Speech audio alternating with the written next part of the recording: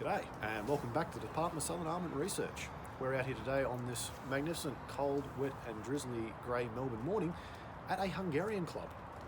Now, before any of you ask, no, we did not get here as the result of asking for directions using a poorly edited Hungarian phrasebook. But what we are here for is an auction.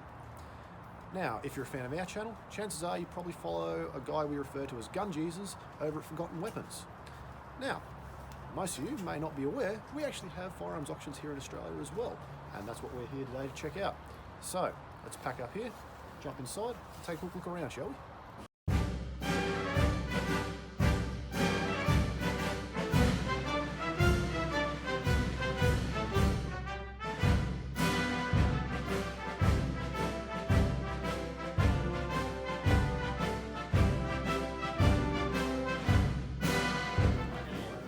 Unobtainium, the Mark 6 experimental rifle.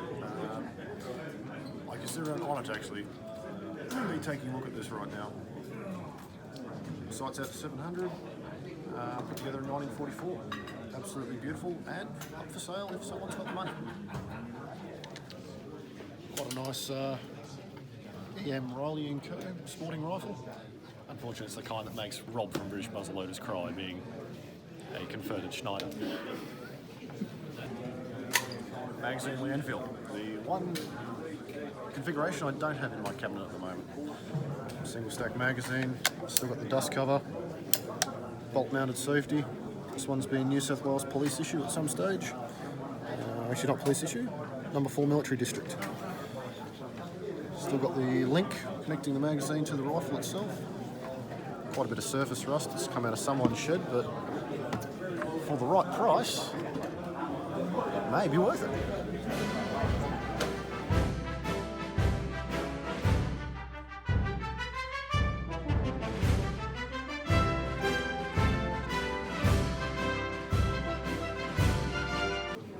Who doesn't love a good green gun?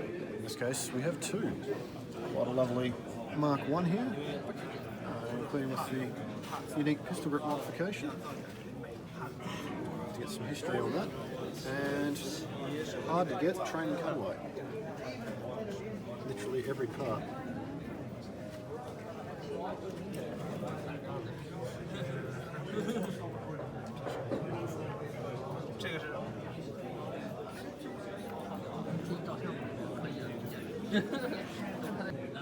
Got enough belt-fed heavy machine guns in your life? You too can own this magnificent Maxim gun. Obviously, some work required. Slightly used, low mileage, enough to make any RSL proud.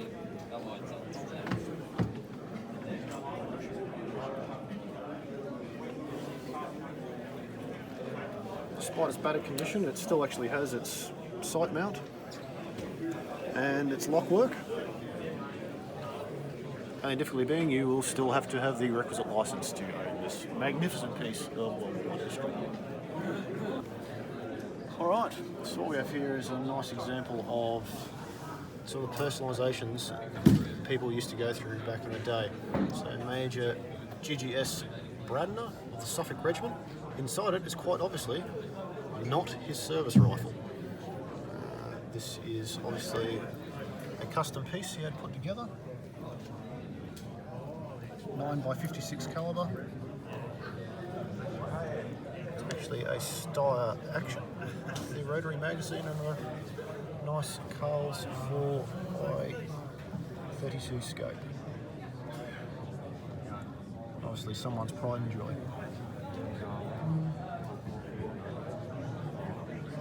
Nice.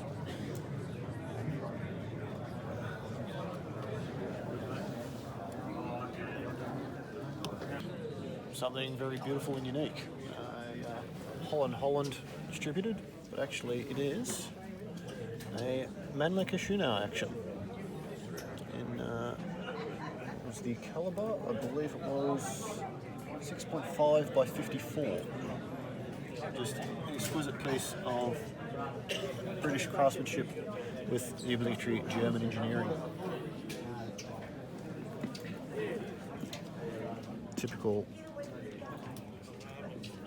German workmanship. And put together in 1907, according to the certificates.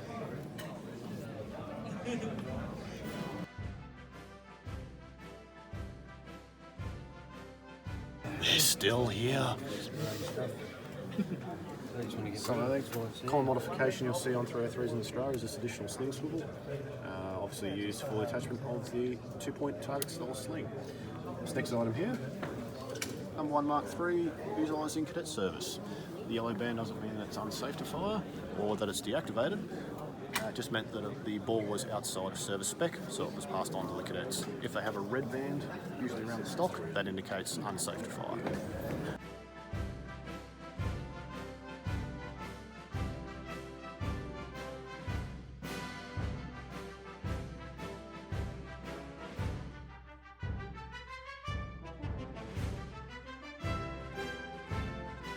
So, in this case we have a collector's piece that you can actually shoot on a sporting licence. Model 10, but the Victory model. In calibre 38 Smith & Wesson, a 38-200, British designation. Got some nice British proof marks there, service proofed. Quite shootable condition, obviously the grips aren't original, but all in all, a highly functional little Smith & Wesson that you can take out to the range and enjoy.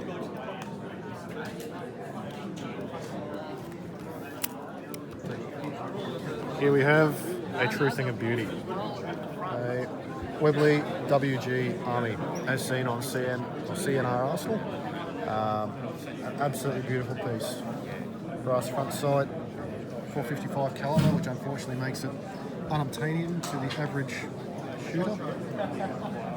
Absolutely magnificent finish. A few little marks. The bore, I can assure you, is perfect. Grips, the obligatory holster for that true Indiana Jones feel. I want this so much.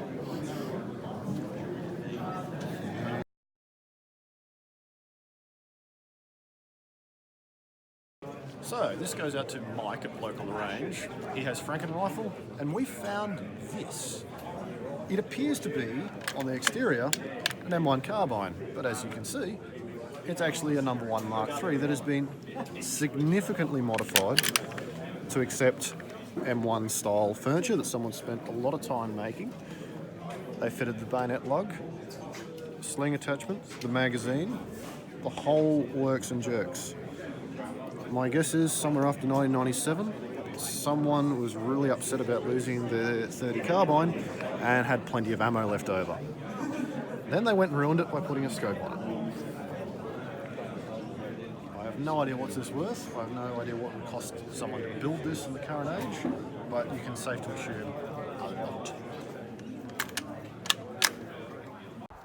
Well, that wraps us up here for today. The April of 2019 Australian Arms Auction here in Melbourne. Overall, a very interesting and positive experience, actually. Yeah, a lot of interesting stuff. A lot of bargains to be had. There were how many Enfields did we just see go for 300 with no bids? Yeah, it was quite. If you're in the market for the military, this is definitely a place to do it. Generally, prices are well below what you expect to pay on used guns. Plus, you also have the benefit of actually seeing the rifle before you purchase it. Yeah.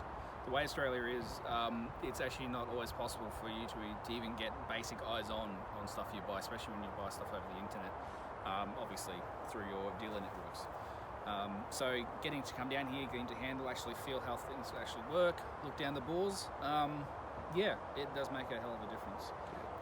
As we said, there's everything in there from military surplus, black powder, there was wheel locks and all sorts in there, all the way through to your category D and E items as well, plus swords, bayonet, knives.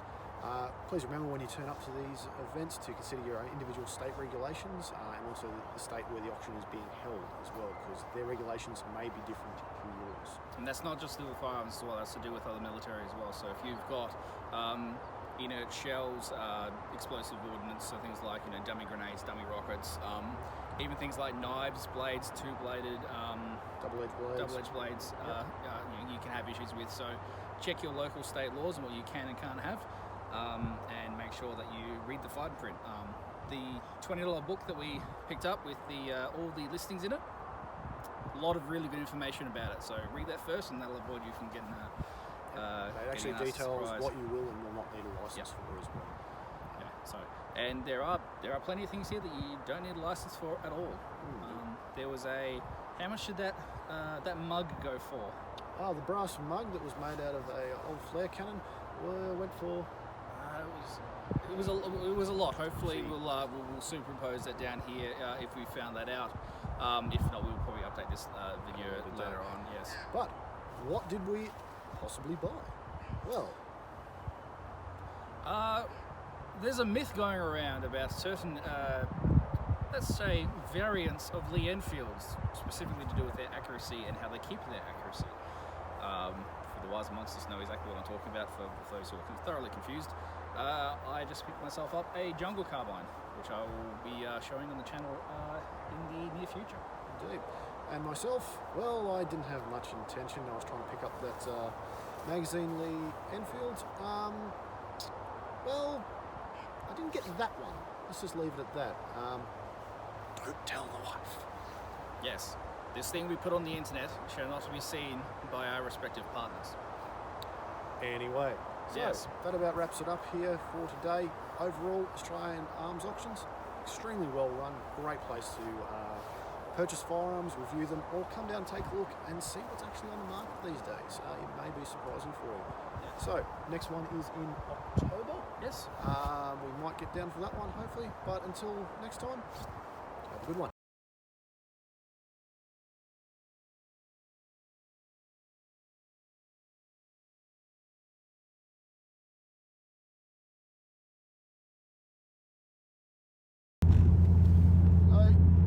You sure that direction's right? Yeah. Up here and left at lights. You seem to be doing that a lot in this book. Yeah. Left, yeah. Left at lights. Left at lights, that's what it says. Okay. No.